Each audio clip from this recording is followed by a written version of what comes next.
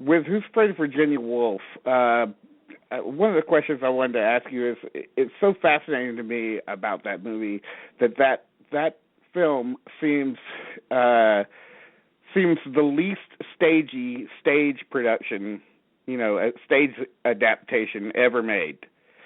And I credit that to the photography and to the art direction. I mean, did you have how would you describe your collaboration, not only with Nichols, but with Mike Nichols, the director, but also with Richard Silbert, the art director? That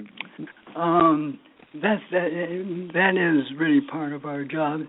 It was the first regular studio-type film I had done. By regular studio, you're given lights around the edges of the top on the scaffolding. My kind of lighting often had lighting more integral into the set,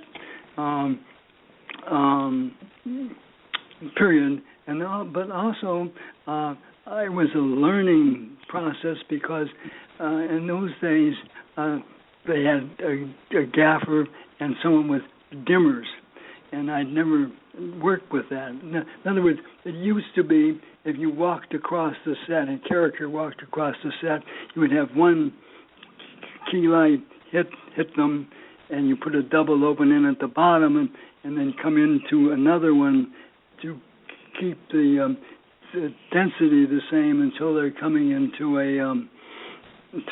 closer to a lamp or something like that. But all that, if you have a good dimmer guy working with the gaffer and the cameraman, that makes it so much easier. So the same with me working with Silbert on the color of the walls, also working with makeup. Richard was upset about, he heard my documentary background. He thought that his pockmarks would show. And oh yeah, right. And did you have to worry a lot about, like, I should tell you this. I met Edward Albee one time, like back in the 80s.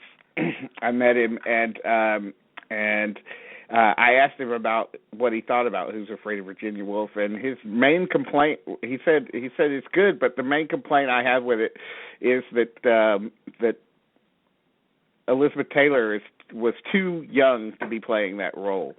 She's too young. You know what? When we were preparing shooting, and Elizabeth and Mike were standing in the set together, and Mike was saying to me, "Now look, Elizabeth is not supposed to look like Elizabeth Taylor because she's a different role." And so I said, "Oh yes, Mike, I understand."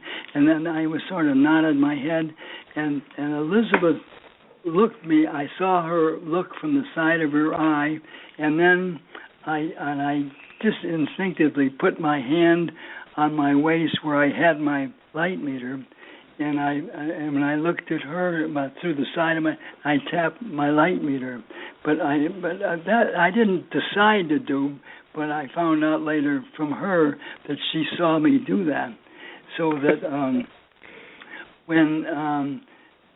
so that every day on the set before we go to work. And she would always give me a big kiss and stuff, and I would tap my light meter, and then we would go to work, and so then. But it's interesting that Albee said that. I'll be damned, huh?